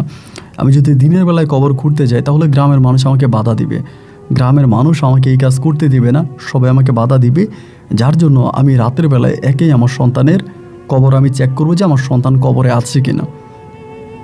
একবার আমি তখন এই কবরটা খুলতে শুরু করি, কবরটা খুলতে আমি পুরো কবরটা খুঁড়ি এবং কবরটা খোঁড়ার পরে এই কবরের ভিতরে আমি আমার সন্তানের লাশ তো দূরের কথা, লাশের ওই দাফনের কাপড়টাও পাই না, মানে টোটালি আমার সন্তান ওই জায়গার মধ্যে নাই। আমি রাতের বেলায় দৌড়ে এসে আমার বউরে বললাম যে দেখো নীরবে লাশ তো কবরে নাই। আমি তো পুরো কবর চেক করলাম এবং কবর খুললাম, কবরের ভিতরে নীরবে লাশ নাই। রাতের অন্ধকারে হারিকেনাতে আমার বউ তখন আমার সাথে কবরস্থানে উপস্থিত হলো এবং স্বামী স্ত্রী দুজনেই তখন কবরের দিকে তাকিয়ে আছি। কবরের ভিতরে আমার সন্তানের লাশ নাই, কিন্তু উপরে কবরে ঘাস উঠে গেছে, মানে কবরে ঘাস উঠে গেছে, মানে মনে হয় না যে কবরটা কখনো কেউ খুঁড়ছে। কবর যদি খোলে তাহলে তো ধরেন উপরে আর ঘাস থাকবে না, একেবারে তাজা জীবিত ঘাস আছে, কিন্তু কবরের ভিতরে আমার ছেলেটা নাই। সারাটা রাত আমি আর স্বামী স্ত্রী দুজনে মিলে কান্নাকাটি করি এবং সকালবেলায় আমি তখন হুজুরের কাছে যাই। আপনার ফজরের নামাজের সময় ফজরের নামাজ শেষে হুজুরকে বলি যে হুজুর এমন এমন ঘটনা, এই ঘটনা আমার সন্তান আমাকে স্বপ্নে দেখালো এবং যাওয়ার পরে আমি কবরস্থানে আমার সন্তানের লাশ পাইলাম না। উনি বলে কি বলেন আপনি? বলে হ্যাঁ, এইবার একে একে এর আগেও যারা মারা গেছে, এটা তো আর ওই সময় প্রকাশ পায়নি, এর আগেও মানে আমার সন্তানটা মারা যাওয়ার প্রায় বছর খানিক আগে একটা বয়স্ক মানুষ মারা গেছে আমাদের গ্রামেরই। ওই বয়স্ক মানুষটা মারা যাওয়ার পরে, ওই বয়স্ক লোকটা মারা যাওয়ার পরেও তার সন্তানকেই সেমভাবে স্বপ্নে দেখাইছে সে নাকি কবরে নাই, একটা পিশাচ নাকি তার লাশটা খেয়ে ফেলতেছে। তো এইটা উনি কারো কাছে বলে নাই, কিন্তু এখন আমি যখন এটা প্রকাশ করলাম উনিও তখন এটা প্রকাশ করলো। করার পরে মানে হুজুর তখন একটু আতঙ্কিত হয়ে গেল যে কি বলেন আপনারা। তো আমি তখন বললাম যে হুজুর আমি সন্তানের লাশ পাই নাই কবরে। দুপুরবেলা তখন আমার এলাকার হুজুর সহ আরও কয়েকজন মিলে আমার সন্তানের কবর আবারও খুললাম, নতুন করে আবারও খুললাম। আমি যে উপরে বাঁশগুলো দিয়েছি কবরের বাঁশগুলো পর্যন্ত ঠিক আছে, কবরের বাঁশগুলোও ঠিক আছে, কিন্তু কবরের ভিতর আমার ছেলে নাই, কবরের ভিতর আমার ছেলেকে পাওয়া গেল না। যখন পাইলাম না তখন বলতেছে ওই যে একটা বৃদ্ধ লোক মারা গেল, বলে তাহলে ঠিক আছে ওই বৃদ্ধ লোকের কবরটা করে দেখি যে ওনার কবর ওনার লাশ পাওয়া যায় কিনা। এরপরে যে বয়স্ক লোকটা মারা গেল তার কবরটা খোলা হলো, একইভাবে তার কবরের মধ্যে কোনো লাশ তো দূরের কথা, লাশের কোনো হাড্ডিও পাওয়া গেল না, কোনো হাড্ডি, এবং ইভেন যে সাদা কাপড়টা ছিল ওই সাদা কাপড়টাও নেই। কিন্তু তার কবরের উপরেও একইভাবে ঘাস উঠে গেছে, মনে হয় না যে কবর কেউ করতে পারে বা কবরের ভিতরে কেউ ঢুকতে পারে। উপর দিয়ে কবরে ঘাস উঠে গেছে কিন্তু ভিতরে আর কোনো লাশ নাই। গ্রামের সবাই তখন আতঙ্কের মধ্যে পড়ে গেল। বিষয়টা কি? আমি তখন বললাম যে আমার সন্তান বলছে আজকে বিগত 10 বছর ধরে আমাদের এখানে কবরস্থানে যত কবর দেওয়া হয়েছে সব লাশে নাকি কোন পিশাচে খেয়ে ফেলছে, কোনো লাশে নাকি কবরে নেই। এবার একে একে যে 2 বছর আগে, 3 বছর আগে, 5 বছর আগে যারা মারা গেছে এদের কবরগুলো তখন খোঁড়া শুরু করলাম, এবং পুরো কবরস্থানের প্রত্যেকটা কবর তখন খোঁড়া হলো, কিন্তু কোনো কবরে কোনো লাশ পাওয়া গেল না। এবং এইটা আমাদের এলাকার ওই সময় যিনি ইউনিয়ন চেয়ারম্যান তিনাকে জানানো হয়, তিনি থানাতে জানায়, থানা থেকে পুলিশ পর্যন্ত আসে এবং পুলিশ পাহারা দেওয়ার পুলিশ পাহারা দেয় কবরস্থানে। এরপরেও মানুষ মারা গেলে যখন দাফন করা হয় কবরের ভিতর লাশ পাওয়া যায় না। পুলিশ পাহারা দেয়, পুলিশ পাহারায় থাকে, এরপরেও কবরে লাশ পাওয়া যায় না। ওই সময়টাতে আমরা তখন আবারও পুনরায় ওই যে সাদা পীর বলে একজন পীর ছিল ওনার কাছে যাই। তো আমরা ইতিমধ্যে ওনার কোনো খবর নেই। ওনার কাছে যাওয়ার পরে আমরা জানতে পারি যে উনি এখন আর পীর এই ধরনের কাজ করে না, বাট তিনি অনেকটা অসুস্থ, অনেকটা অসুস্থ, তিনি আর এই ধরনের কাজ করে না, এগুলো তিনি ছেড়ে দিয়েছে। এবং তার একজন শিষ্য আছে, তার কাছ থেকেই শিখায়, সে নাকি এই ধরনের কাজ করে, তার কাছে যাইতে বলছে। তার ঠিকানা আমাদেরকে দিল গাইবান্ধার ওইদিকে। আমরা তখন গাইবান্ধাতে গেলাম। গাইবান্ধাতে যাওয়ার পরে তার শিষ্যর সাথে কথা বললাম। শিষ্যর সাথে কথা বলার পরে শিষ্য বলল যে ঠিক আছে, আমি আপনাদের কবরস্থানে যাব এবং কবরস্থানে গিয়ে আমি দেখব যে কী অবস্থা। এবং তারই কিছুদিন পরে ওনাকে আমরা তখন আমাদের কবরস্থানে আনতে সক্ষম হইনি, আমাদের কবরস্থানে আসে। এবং কবরে আসার পরে উনি কবরের মাটি হাতে নেয়। কবরে মাটি হাতে নেওয়ার পরে জাস্ট কবরের মাটিটা উনি কী জানি একটা পরে ফু দেওয়ার সাথে সাথে ওই কবরের মাটিটার মধ্যে আগুন ধরে যায়, ভয়ঙ্কর আগুন ধরে যায়। এবং আগুনটা ধরে যাওয়ার পরে উনি তখন হাত থেকে মাটিটা ছেড়ে দেয়, আগুন তুলে মাটিটা হাত থেকে ছেড়ে দিয়ে বলে এই কবরস্থানের মধ্যে একটা ভয়ঙ্কর জিন বসবাস করে। এবং এই কবরস্থানে একটা ভয়ঙ্কর জিন বসবাস করে। এই জিনটা বহু বছর ধরে আপনাদের এই এলাকাতেই আছে, কিছুদিন ধরে বন্ধ ছিল, বাট ছেলেটা এই জিনটা ইদানিং ধরে তার কার্যক্রম আবারও শুরু করেছে। এই গ্রামের যত মানুষ মারা যাবে, বিশেষ করে এই কবরস্থানে বা গ্রামের কোনো মানুষ মারা গেলে যেখানেই দাফন করা হোক ওই লাশটা এই জিনটা খেয়ে ফেলে, বা এই জিনটা লাশটাকে নিয়ে যায়, লাশের হাড্ডি এই জিনটা খায়, বিশেষ করে লাশের হাড়গুলো খেয়ে ফেলে। তখন সবাই ভয় পেয়ে গেল যে কি বলেন আপনি? বলে হ্যাঁ, কারণ এই জিনটার প্রধান খাবার মানুষের লাশের হাড্ডি। এই মানুষের লাশের হাড্ডি খেয়ে ফেলে, তো এটাতে আসলে রক্ষা করার কোনো উপায় নেই। গ্রামবাসী সবাই বললো যে এটা আপনি কী বলেন? বলে হ্যাঁ, কি হয় আমি সেটা আপনাদেরকে বলতে পারি, কিন্তু এটাতে রক্ষা করার উপায় নেই। সবাই তখন বললো যে না পীর সাহেব, আমাদের এই সাদা পীর আমাদের গ্রামকে একবার বাঁচাইছে, আপনি তো ওনার এই শিষ্য, আমাকে কিছু একটা করেন। এই লোকটা তখন বলে যে ঠিক আছে, আজকে তো শনিবার, আপনারা মঙ্গলবারে আসেন, আমার এখানে আসেন, আমি আসলে আপনাদেরকে একটা উপায় বুদ্ধি দিব। তো মঙ্গলবারে আমি আমাদের গ্রামের আরও 3-4 জন মিলে ওনার কাছে গেলাম। যাওয়ার পরে উনি তখন বলল যে দেখেন, একটা কাজ করতে পারেন, তবে এটা কি করা আপনাদের পক্ষে সম্ভব হবে? যদি এটা করতে পারেন তাহলে কবরের ভিতরে যে সমস্যাগুলো হচ্ছে বা কবরের যে লাশগুলোকে ওই পিশাচটা খেয়ে ফেলতেছে, এটা থেকে আপনারা রক্ষা পাবেন। সবাই তখন বলল যে কি করতে হবে? বলল যে আমি আপনাদেরকে একটা পানি দিব, একটা লোককে একটা নতুন কবর খুলতে হবে, এবং কবরটা খোলার পরে ওই কবরের ভিতরে নর্মালি একটা মানুষ যেভাবে যায় সেভাবে কবরটা খোলা হবে। খোলা হওয়ার পরে এই কবরের ভিতরে একজনকে দাফন করা হবে, এবং উপর দিয়ে মাটি দিয়ে দেওয়া হবে। সবাই তখন বলল যে কি বলেন আপনি? একটা জীবিত মানুষকে যদি কবরে শোয়াই দেওয়া হয় এবং উপরে বাঁশ দিয়ে যদি উপরে মাটি দিয়ে দেওয়া হয়, তাহলে তো কবরের ভিতরে মানুষটা মারা যাবে, মানুষটা তো কবরের ভিতরে বেঁচে থাকবে না। এই কবিরাজ তখন বলতেছে যে দেখেন, মানুষটা কবরের ভিতরে বেঁচে থাকবে। এই মানুষটাকে যখন দাফন করা হবে, দাফন করার কয়েক ঘন্টা পরে, যদি দিনে দাফন করা হয় তাহলে রাতের বেলায় এই পিশাচটা আসবে বা জিনটা আসবে। এই মানুষটার চোখ খোলা রাখতে হবে এবং তার শরীরে আমি তাবিজ পরায় দেবো, সে নিঃশ্বাস নিতে পারবে। কিন্তু যখনই তার কাছে এই জিনিসটা আসবে বা তার কাছে আসবে, সে বুঝতে পারবে, এবং বুঝতে পারা মাত্রই সে তখন সাথে যে পানি আছে তাকে আমি পানি দিব, ওই পানিটা ওই পিশাচের গায়ে ছিটায় মারতে হবে, বা পানিটা হাতে নিয়ে ওইটার গায়ে মেরে দিতে হবে। পানিটা যদি ওইটার গায়ে মেরে দেওয়া হয় তাহলে এটা চলে যাবে চিরতরে, এই কবরস্থানে আর থাকবে না, এই গ্রামে আর থাকবে না। তো সবাই তখন বলে এটা আপনি কী ধরনের কথা বলেন? এমন মানুষ আমরা কোথায় পাবো যে কিনা কবরস্থানে শুয়ে থাকবে, জীবিত হয়ে সাদা কাপড় পরে কবরস্থানে শুয়ে থাকবে, তার উপরে আমরা বাঁশ দিয়ে দেব, এর উপরে মাটি দিয়ে দিব, এরপরে আপনি তার কাছে পানি দিবেন, সেই পানি সে পিশাচের গায়ে মারবে, এমন ছিল তো আমাদের গ্রামে খুঁজে পাওয়া যাবে না।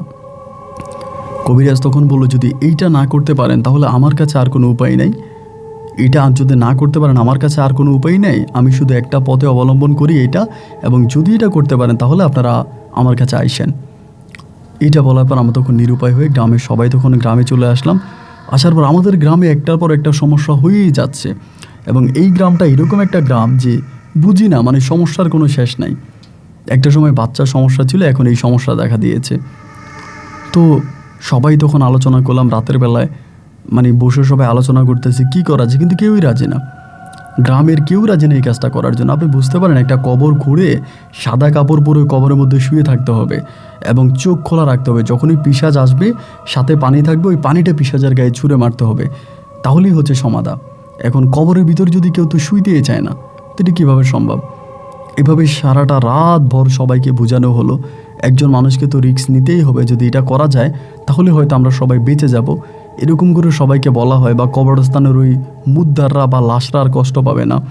কিন্তু কেউ এটা করার জন্য রাজি না, সবার একই কথা যে আমার দ্বারাও সম্ভব না, এ বলে ওর দ্বারা সম্ভব না, এ বলে ওর দ্বারা সম্ভব না, কেউই পারলো না। এভাবে 2-3 দিন কেটে গেল। 2 দিন কেটে যাওয়ার পর আমি একদিন চিন্তা করলাম, এই গ্রামে তো আমিও একটা সময় মারা যাব, এবং একইভাবে আমি মারা যাওয়ার পরে কবরে যখন আমি যাব, ওই পিশাচটা তো আমার লাশটাও খাবে। তো আমি মারা যাবার পরে সে আমার লাশ কেন খাবে? আমি জীবিত থাকা অবস্থায় তারা হত্যা করব।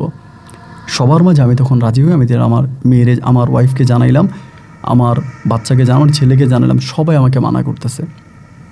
আমার পরিবারের প্রতিটা মানুষ আমাকে মানা করতেছে যে না, এটা আপনি কেন করবেন, এটা আপনি করতে পারবেন না।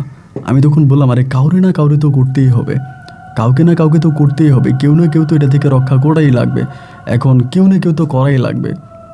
সবাই বলতেছে যে, আমার পরিবার সবাই বলতেছে তাহলে আপনি কেন, অন্যরাও তো করতে পারে। আমি বললাম, অন্যরা তো কেউ করতেছে না, অন্যরা কেউ যদি করতো তাহলে তো হতোই, অন্যরা তো কেউ করে না। তো এরকমভাবে এরকম অবস্থার মধ্যে তখন দেখা গেল, ঠিক এই অবস্থার মধ্যেই দেখা গেল যে তার মানে কেউ রাজি নেই। পরে আমি বললাম যে ঠিক আছে, কেউ যেহেতু রাজি হয় না আমিও করব। আমার পরিবারের অমতে গিয়ে আমি তখন এই পীরের কাছে আবারও গেলাম। পীরের কাছে আবারও, ওনার নাম হচ্ছে শামসুদ্দিন কবিরাজ। শামসুদ্দিন কবিরাজের কাছে আবারও দিলাম। উনি ইয়াং একজন কবিরাজ, বৃদ্ধ না, ইয়াং বয়সী একজন কবিরাজ ছিলেন। উনি তখন পানিটা আমার হাতে দিল এবং একটা বোতল পুরে দিল, বললো যে এই পানিটা আপনি একটা পাতিলের মধ্যে নেবেন বা একটা বলের মধ্যে নেবেন। একটা পাতিলের মধ্যে নেওয়ার পরে যে কবরে আপনি শুবেন, সেই কবরে আপনাকে সাদা কাফন পরাই দেওয়া হবে এবং আপনার হাতের পাশে এই পানিটা রাখা থাকবে, হাতের পাশেই। আপনি যখন ওই কবরে শুয়ে যাবেন, উপরে যখন আপনার বাঁশ দেওয়া হবে, যখন আপনার উপরে মাটি দিয়ে দেওয়া হবে, আপনি তখন ভয় পাবেন না, কারণ আপনি কিন্তু মারা যাবেন। আপনি নিঃশ্বাস নেওয়ার ব্যবস্থা করা আছে, এই তাবিজটা হাতে রাখবেন। এই তাবিজটা যতক্ষণ আপনার হাতে থাকবে, কোনো খারাপ কোনো কিছু আপনার ক্ষতি করতে পারবে না, এটা আপনার কাছেও আসতে পারবে না। জাস্ট এটা যখনই আপনার কাছে আসার চেষ্টা করবে, আপনি তখনই পানিটার গায়ে ছুঁড়ে মারবেন। আমি তখন বললাম যে আচ্ছা ঠিক আছে। তো এই দিন আস্তে আস্তে সন্ধ্যা হয়ে গেল। আমি বললাম যে কালকে তাহলে করব। দুপুরে আমার জন্য কবর করা হলো। আমার পরিবারের সবাই তো তখন কান্নাকাটি করতেছে, সবাই তখন বলে এটা কি, এটা কেন, কেউই মানতেছে না। তারপরেও সবার অমতে গিয়ে আমার জন্য কবর করা হলো। 3.5 হাতে মাটির মধ্যে কবর করা হলো। আমাকে তখন দিনের বেলায় আমি কবরে শুইলাম, শুয়ে সব কিছু ঠিক করলাম। আসরের নামাজের পরে তখন আমাকে এই কবরে শোয়াই দিল। এটা আসলে অন্যকে বিশ্বাস করানো অনেক কঠিন, যারা চোখে দেখেছে তারাই বিশ্বাস করবে। আমাকে ওই কবরে শোয়াই দিল। কবিরাজ কিন্তু আসে নাই। কবিরাজ বলছে আমি আর ওখানে যাব না, যদি এটা করতে পারে তাহলে সে রক্ষা পাবে। তো এমত অবস্থার মধ্যে যখন মানে আমাকে শোয়াই দেওয়া হলো, উপর দিয়ে বাঁশ দেওয়া হলো। বাঁশের পরে যখন মাটি দিচ্ছে, আমার ওয়াইফ তখন কাউরে মাটি দিতে দিচ্ছে না, বলে না মাটি দিতে পারবেন না, মাটি দিলেও মারা যাবে। মানে আমার ওয়াইফ মনে করতেছে নিঃশ্বাস আটকে আমি মারা যাব। তো সবাই বলে আরে কবিরাজ বলছে মাটি দেওয়ার জন্য, কবিরাজ তো বলেই দিল মাটি দেওয়ার জন্য, এখন মাটি দিব না কেন? আমার ওয়াইফ বলে না, যদি মাটি দেন তাহলেও মারা যাবে, ওই নিঃশ্বাস আটকিয়ে মারা যাবে, উনি নিঃশ্বাস আটকিয়ে মারা যেতে পারে। আমার ছেলেও তখন কবরে মাটি দিতে দেয় না। আমি কিন্তু কবরে এগুলো শুয়ে শুনতেছি। আমি যা শুইছি মাটির মধ্যে, এবং আমার উপরে একটা সাদা কাফনের কাপড় ঢেলে দেওয়া হয়েছে। উপরে যে তারা কথাবার্তা বলতেছে এগুলো আমি শুনতেছি। তারপরে কি করলো, বাঁশ দিল। বাঁশ দেওয়ার পরে এর উপরে কলা পাতা দিয়ে দিল, কিন্তু আর মাটি দিল না। আমার ওয়াইফ মাটি দিচ্ছে না। তখন আমার ওয়াইফ আর আমার ছেলে ওইখানে বসে আছে। সবাই বলতেছে যে কবরস্থানে কোনো মানুষ থাকা যাবে না, চলে আসেন। এক পর্যায়ে আমার ওয়াইফ আর আমার সন্তানকে আমি বুঝতে পারি যে এলাকার মানুষ জোর করে নিয়ে যাচ্ছে। তখন কিছুটা ভয় মনে কাজ করতেছে, এবং বুঝতেছি না যে কী করব। এমন একটা পরিস্থিতির মধ্যে তখন কবরের মধ্যে শুয়ে আছি। একটু একটু একটু একটু করে চারদিক থেকে অন্ধকার ঘনিয়ে আসতেছে এবং নিচেও অন্ধকার। আমি তখন কবরের ভিতর থেকে স্পষ্ট শব্দ শুনতে পাচ্ছি। মনে হয় যেন আকাশ বাতাস সব কিছুকে একসাথ করে একটা ভয়ানক কোনো কিছু আমার কবরের কাছে আসতেছে এবং প্রচণ্ড রকমের তুফান হচ্ছে, তুফানের শব্দ আমি শুনতে পাচ্ছি। ঠিক এই অবস্থার মধ্যে আমি হঠাৎ করে এমন একটা মুখ আমি চোখের সামনে দেখতে পাই এবং ওই মুখটা দেখে আমি পানি ধরবো কি ধরবো কি আমি জায়গার মধ্যে অজ্ঞান হয়ে যাই। ওই মুখটাকে আমি শুধু দেখেছি এক নজর। এরকম ভয়ঙ্কর চেহারা আমার জীবনে আমি আর দেখি নাই। ওই চেহারাটা একটা নজর দেখা মাত্রই আমি জায়গার মধ্যে জ্ঞান হারিয়ে ফেলি। জায়গার মধ্যে আমি অজ্ঞান হয়ে যাই এবং জ্ঞান হারিয়ে ফেলার পরে আমার যখন জ্ঞান আসে আমি দেখতে পাই যে আমি একটা কবরের মধ্যে শুয়ে আছি। সম্পূর্ণ রকমের কবর, এইটার উপরে মাটি দেওয়া, সম্পূর্ণ কবর। আমি তখন চিৎকার করতেছি, আমি অন্ধকার কবরে কেন, আমি এখান থেকে বাঁচতে চাই। আমি আমার জীবনের সমস্ত শক্তি দিয়ে উপরের দিকে উঠার চেষ্টা করতেছি, কিন্তু উঠতে পারি না। এবং সম্পূর্ণ কবর। আমি দেখতেছি উপরে বাঁশের উপরে মাটি। আমি মাথা দিয়ে ধাক্কা দিতেছি মাটি উপরের দিকে উঠানোর জন্য। আমি মাটি উপরের দিকে উঠাইতে পারি না। আমি জীবন দিয়ে চেষ্টা করতেছি যে মাটিটা একটু উপরের দিকে উঠালে আমি বাঁচতে পারবো, কিন্তু আমি বাঁচতে পারি না। কিন্তু নিঃশ্বাস নিতে পারতেছি, আমি সম্পূর্ণভাবে নিঃশ্বাস নিতে পারতেছি।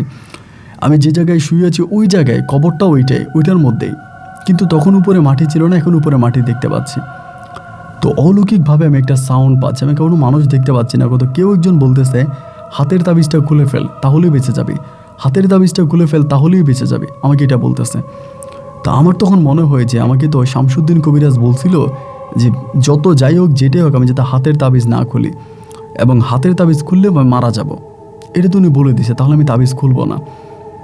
এরকম করে আমি ওইটার মধ্যে পড়ে আছি, ওই জায়গাটার মধ্যে পড়ে আছি। 1 দিন 2 দিন 3 দিন করে সময় কাটতেছে। আমার কাছে মনে হচ্ছে আর কি যেরকম করে দিন পার হইতেছে। আমি তো কবরের ভিতরে আর কিছুই দেখতে পাই না, কিন্তু জীবন দিয়ে আমি চেষ্টা করি ওইটা থেকে উঠার জন্য, কিন্তু আমি উঠতে পারি না। কোনোভাবেই উঠা আমার সম্ভব হয় না।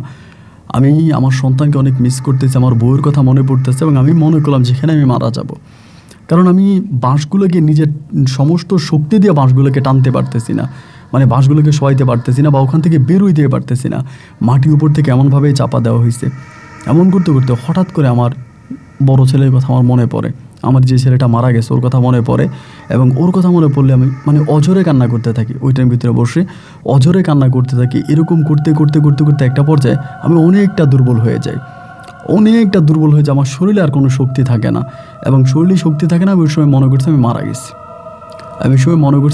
গেছি। এবং এমত অবস্থার ভিতরে একদিন আমি ঘুমিয়ে পড়ি, ওই অবস্থার মধ্যে ঘুমিয়ে পড়ি। আমার যখন ঘুম ভাঙে, ঘুম ভাঙলে পর আমি দেখতে পাই সকাল।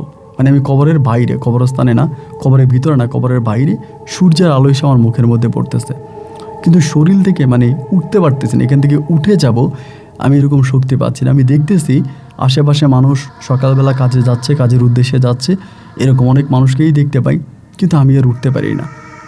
এখান থেকে উঠতে পারি না কোনোভাবেই। আমার শরীর নিয়ে জায়গা থেকে আমি উঠতে পারি না। এমন করতে করতে বহু কষ্টের পরে, অনেক কষ্টের পরে শুধু মাথাটা একটু উঠাইলাম। উঠানোর পরে আমি ইয়েকে ডাক দিলাম, আশেপাশে মানুষ আছে এদেরকে 1-2জনকে ডাক দিছি, কিন্তু ওরা কেউ আমার ডাক শোনে না। অনেক কষ্ট করে একটু দাঁড়াইলাম। দাঁড়ায় সামনের দিকে 2-3 কদম আসার পরে আমার বাড়ির এক কাকা, উনি গরু দিয়ে হাল চাষ করতেছে, উনি আমার দিকে দিছে চিৎকার, এবং চিৎকার দিয়ে উনি পিছনের দিকে দৌড় দিছে। ওনার চিৎকারে তখন গ্রামের সব মানুষ এসে আমাকে এখানে ধরার পরে সবাই বলতেছে যে তুমি কই ছিলা, আমারে বলে। আমি তখন বলে আমি তো কবরেই ছিলাম। বলে না, আমরা তো সকালবেলা কবরে গিয়ে দেখি তুমি কবরে নাই, তোমার যে কবরের উপরে বাঁশ দেওয়া, বাঁশগুলোও আছে, কিন্তু তুমি কবরে নাই। আমি তখন বলে আমি জানি না, আমার সাথে এটা হয়েছে।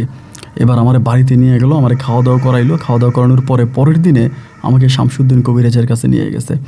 নিয়ে যাওয়ার পরে শামসুদ্দিন কবিরাজ বলল আপনি মৃত্যুর হাত থেকে ফিরে আসছেন। শুধু এই তাবিজটা থাকার কারণেই হয়তো আপনি বেঁচে গেছেন। যদি তাবিজটা না থাকতো তাহলে আপনি মারা যেতেন। আপনি যেটা দেখেছেন যে আপনার উপরে মাটি বা বাঁশ যাই দেখেছেন, এগুলো আপনাকে ধোঁধা দেখানো হয়েছিল, বরং আপনাকে এখান থেকে তুলে নেওয়া গেছে। আপনার জন্য অজ্ঞান হয়ে গেছেন, আপনাকে এই জায়গা থেকে নিয়ে গেছে।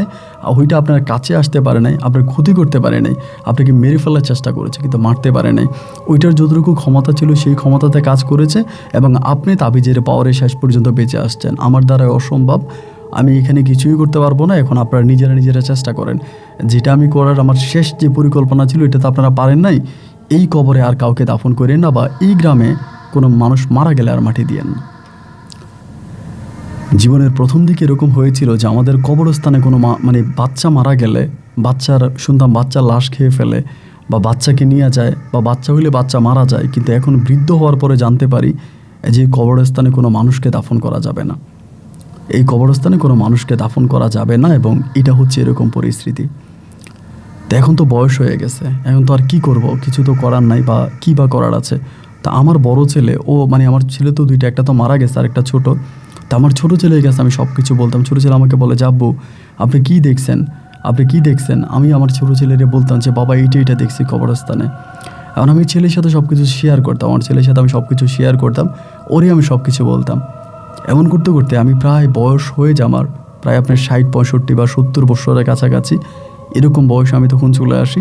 এবং এরকম বয়সে আসলে পরে এই ঘটনার অনেকগুলো দিন অতিবাহিত হয়ে যাওয়ার পরে একদিন হলো কি, হঠাৎ করে সকালবেলা আমি বাড়িতে শুয়ে আছি। আমার বড় ছেলে, তখন আমার বড় ছেলে অতটা বড় না, ও দৌড়ে এসে আমারে বলতেছে, আব্বু আব্বু ঘুম থেকে উঠেন, কবরস্থানে কে জানি আসছে, আমাদের ওই কবরস্থানে। আমি বললাম, কী বলো, আমাদের কবরস্থানে কেউ আসছে? আর ইতিমধ্যে যত মানুষ মারা গেছে একটাকে আমরা আমাদের কবরে আমাদের কবরস্থানে দাফন করি নাই। পরে কবরস্থানের মধ্যে সবাই গিয়ে যাই দিয়ে যে এক ছেলে বসে আছে, এমন একটা অবস্থা, খুবই বিকৃত চেহারা। তো ছেলেটাকে দেখে আমার কাছে মনে হচ্ছিল এটা সেই ছেলে, শানু পাগলির যে একটা ছেলে ছিল আমাদের গ্রামে, আমি যুবক বয়সে যে ছেলেটাকে তার মা দৌড়ে বিদায় করছে, এই সেই ছেলে। তা আমি তখন সবাইরে বললাম যে চুল টুল লম্বা বোঝা যায় না, আমি বললাম যে এটা শানু পাগলার ছেলে না, শানু পাগলির ছেলে না? সবাই বলে হ্যাঁ এটা তো শানু পাগলির ছেলে, এটা তো মনে হয় শানু পাগলির ছেলে। তাই ছেলেটা ওই থেকে জিজ্ঞেস করলাম, তুমি কোত্থেকে আসছো, তোমার মা কই? কিছুই বলে না, কোনো কিছুই বলে না, ওইখানের মধ্যেই বসে থাকে, ওইখানের মধ্যে এরকম অবস্থা। তো হওয়ার পরে সবাই তখন বলে যে কী বলেন, এখানে তুমি কোত্থেকে আসছো, তোমার মা কই? কোনো কিছুই বলে না। এবং কেউ কোনো কিছু দিলে খায়ও না। ধরেন কেউ কোনো কিছু খাবার দিতেছে, কোনো কিছু দিতেছেও খায় না, কোনো খাবার দিলেও খায় না, এই কবরস্থানেই বসে থাকে। এরকম করতে করতে অনেকগুলো দিন কেটে গেল, কারো কোনো খাবার খায় না। আমরা খাবার দেওয়ার চেষ্টা করি, এটা দেওয়ার চেষ্টা করি, ওটা দেওয়ার চেষ্টা করি, কিছুই খায় না, জায়গার মধ্যেই শুয়ে থাকে। এমন করতে করতে বেশ কিছুদিন পরে ছেলেটা মারা গেছে, এখানের মধ্যেই মারা গেছে। এবং ছেলেটা মারা যাওয়ার পরে ছেলেটাকে আমরা তখন চিন্তা করতেছিলাম যে কি করা যায়, কোথায় দাফন করব, এখানে দাফন করব কিনা। তো সবাই মিলে বলতেছে যে আমাদের এই কবরস্থানে তো আমরা কোনো মানুষকে দাফন করি না, এই ছেলেটাকে দাফন করব কিনা, এরকমভাবে সবাই তখন বলে। বলার পরে শেষ পর্যন্ত ওই কবরস্থানে আমরা তখন এই ছেলেটাকে দাফন করি, এই ছেলেটাকে কবরস্থানে দাফন করি। এবং কবরস্থানে দাফন করার পরে অনেক দিন পর্যন্ত এই ছেলেটা কবরস্থানে থাকে। এবং এরই মাঝে রাতের বেলায় যারা ধরেন আপনার জমিতে মাছ টাছ ধরতে যাইতো বা বিলের ধারে যাইতো, এরা তখন একটা কথা বলতে শুরু করে। এরা অনেকেই বলে রাতের বেলায় নাকি তারা দেখে কোনো এক মহিলা লাঠি হাতে এই কবরস্থানের উপরে বসে থাকে, অনেকেই বলে। তো এইটাকে আমি একদিন দেখেছি, আমি নিজেও রাতের বেলা একদিন আমি নিজে দেখেছি। তবে আমি 100% শিওর এটা ছিল শানু পাগলি, এটা ছিল শানু পাগলি। এবং শানু পাগলি লাঠি হাতে তার ছেলের কবরের সামনে বসে থাকে, এটা আমার নিজের চোখের দেখা। এরকমভাবে অনেকগুলো প্রায় 8 থেকে 10 বছরের মতো কেটে গেছে। আমাদের গ্রামের এমন কোনো মানুষ নাই যে জিনিসটা দেখে নাই, যে পাগলি এখানে আসে বা পাগলি জায়গায় বসে থাকে, এটা দেখেন এরকম কেউই নেই। তো এই 8-10 বছরের মতো আমাদের গ্রামে আর কোনো মানুষকে দাফন করা হয়নি, আর কোনো মানুষকে মাটি দেওয়া হয়নি। তো আস্তে আস্তে করে আমাদের গ্রামে একজন নতুন ইমাম সাহেব আসে, একজন নতুন ইমাম আসে, এবং তিনি মোটামুটি অনেকটা ভালো। এবং তিনি তখন বলে যে আপনি এখানে দাফন করতে পারেন, আমার কাছে মনে হয় না যে এখানে কবরে দাফন করলে কোনো সমস্যা হবে।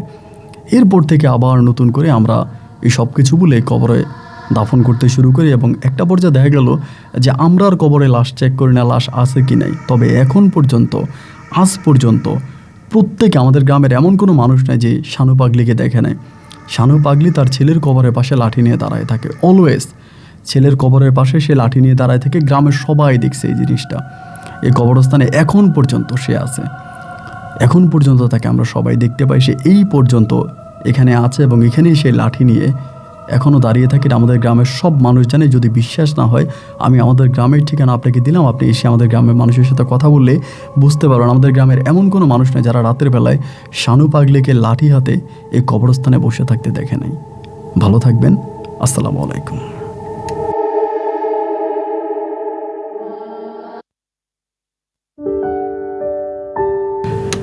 বন্ধুরা, সবাইকে অনেক ধন্যবাদ এই পর্যন্ত আমার সাথে থেকে ইমন হোসেনের জীবনের এই বাস্তব গল্পটা। রংপুরের প্রত্যন্ত এলাকার একটা গল্প ছিল এবং আমি এই গল্পের প্রসঙ্গে কিছু ইম্পর্টেন্ট কথা বলি। ইমাম সাহেব যিনি মূলত গল্পটা ইমাম সাহেবের ছিল এবং তিনি মারা গেছে বহু বছর আগে।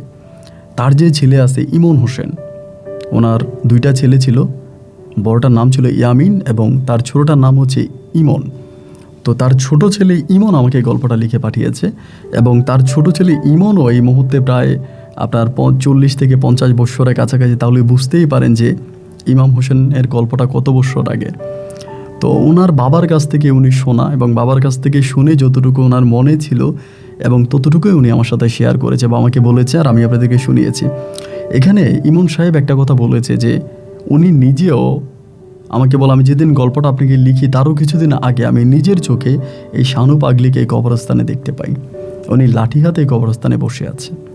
আমি এটা আমার নিজের চোখেও দেখতে পাই। আমাদের গ্রামের প্রতিটা মানুষ রাতের বেলায় গেলেই শানু পাগলিকে এই কবরস্থানে লাঠি হাতে বসে থাকতে দেখতো এবং আমরা, আমাদের বয়স হয়েছে, আমরা ওনাকে একইভাবে দেখতে পাই। ওনার কোনো বয়স বাড়ে না, একইভাবেই ওনাকে একই বয়সে আমরা দেখতে পাই। যদি ওনার মুখ আমরা দেখি না, বাট একটা মহিলা বসে আছে এইটা আমরা বুঝতে পারি। তো এরপর থেকে আমরা আমাদের কবরস্থানে আমরা এখন পর্যন্ত মানুষ দাফন করি। আগের মতো করে মারা গেলে দাফন করা হয়, কিন্তু এটা নিয়ে আর এখন কেউ অতটা কথাবার্তা বলে না। যদিও এখন বিভিন্ন কবরস্থান হয়ে গেছে, অনেকের পারিবারিক কবরস্থান করে ফেলেছে, কিন্তু সেই পুরনো কবরস্থান, কেন্দ্রীয় কবরস্থান এখনও আছে এবং সেই কবরে এখনও শানু পাগলিকে ওই কবরস্থানে মানুষ বসে থাকতে দেখে। তো বাবার কাছ থেকে শোনা ইমন যে গল্পটা আমাকে বলেছে, এবং এইটা আসলে আমি জানি না যে কতটুকু আপনার কাছে কেমন লেগেছে। এই গল্প নিয়ে কোনো ব্যক্তিগত মতামত থাকলে কমেন্ট বক্সে লিখবেন। আজ এখানেই বিদায়। ইনশাল্লাহ দেখা হবে অন্য দিন অন্য কারো বাস্তব জীবনের গল্প নিয়ে। আল্লাহ হাফেজ অ্যান্ড আসসালামু আলাইকুম।